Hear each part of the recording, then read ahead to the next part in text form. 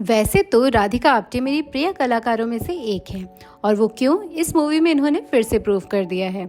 जहां एक तरफ कई एक्ट्रेसेस लाख सर्जरी और कंट्रोवर्सीज के बाद भी एक्टिंग और एक्सप्रेशन के नाम पे फीके रहते हैं, वहीं दूसरी ओर राधिका बिना किसी सर्जरी के सादगी के साथ, बिना किसी मेकअप या कोई बड़ा मेल लीड एक्टर के बिना भी सिर्फ और सिर्फ अपने एक्टिंग के दम पे कहानी में जान डाल देती हैं। तो शुरुआत करते हैं सिस्टर मिडनाइट की। कहानी की शुरुआत होती है उमा से। उमा शादी करके अपने पति के साथ, जिसका किरदार निभा रहे हैं अशोक पाठक, जिन्हें आपने पंचायत में देखा होगा। तो उमा अपने पति के साथ उसके घर जाती हैं। ये मुंबई के किसी चौल की जिंदगी दिखाई गई है। उस रात उमा सो जाती है और सुबह उठती है तो उसका पति काम पे निकल जाता है। उमा की शादी अरेंज्ड होती है, जिससे उसकी बहन की शादी होती है। उसकी बहन थोड़ी पागल होती है और उसके परिवार वालों की शर्त होती है कि दोनों बहनों की शादी सेम फैमिली में होगी। उमा पूरे दिन बैठे अपने पति का इंतजार करती है। उमा को खाना बनाना नहीं आता और पैसे भी नहीं होते कि वो कुछ लेके आए। तो जब गोपाल घर आता है, वो उसे सुनाती है कि पैसे देके जाता, वो पूरे दिन भूखी प्यासी रही। फिर गोपाल अगले दिन शराब के नशे में धुत घर आता है। वो उल्टियां मारते हुए सो जाता है। उमा और गोपाल के बीच शादी के बाद भी एक अजीब सी झिझक होती है। जहां उमा को आज़ादी बहुत पसंद थी, वो चाहती थी गोपाल के साथ समय बिताए, घूमने जाए, पर गोपाल को 2 वक्त की रोटी कमाने से फुर्सत नहीं होती। कुछ दिन बीतते हैं। उमा अपनी पड़ोसी से खाना बनाना सीख लेती है और पहली बार जब वो गोपाल का खाना बना के खिलाती है, वो बहुत खुश होता है। गोपाल उमा को घर का खर्चा कैसे चलाना है ये भी सिखाता है। दिन बीतते हैं। उमा पूरे दिन घर बैठे बहुत बोर होती है। वो एक दिन गोपाल को कहती है कि उसे घुमाने ले जाए। दोनों बस पकड़ के गोवा निकलते हैं, पर पहुंचते पहुंचते इतनी देर हो जाती है कि गोपाल के ऑफिस जाने का वक्त हो जाता है। वो बस वहां पहुंच के बस स्टैंड से ही बीच देख के आ जाते हैं। उमा बहुत नाराज होती है।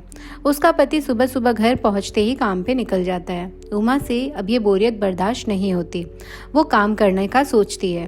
वो एक ऑफिस में झाड़ू पोछा लगाने का काम ढूंढती है। ऑफिस घर से बहुत ज़्यादा दूर होता है। शुरुआत में वो खुशी खुशी जाती है। रास्ते में जाते हुए उसे कुछ किन्नर हमेशा टोकते हैं। वो उन्हें अनसुना करके आगे निकल जाती है। धीरे धीरे उमा की हालत खराब हो रही होती है। उसे लगता है कि इतने दूर आने जाने से उसे कमजोरी आ रही है।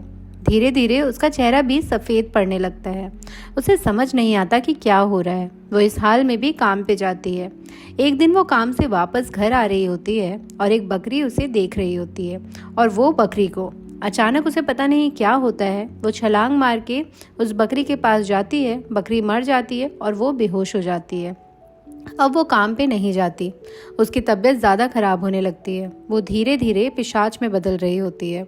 उसे ये बात पता नहीं होती, पर जब भी उसे खून की तीव्र इच्छा होती है, वो आसपास के जंगल या झाड़ों में घुस के चिड़िया चूहे वगैरह मार के उनका खून पी लेती है और उन्हें अपने पलंग के नीचे रखती है। उसने अब तक जितने जानवर मारे होते हैं, उनकी आत्मा भी उसे दिखती है।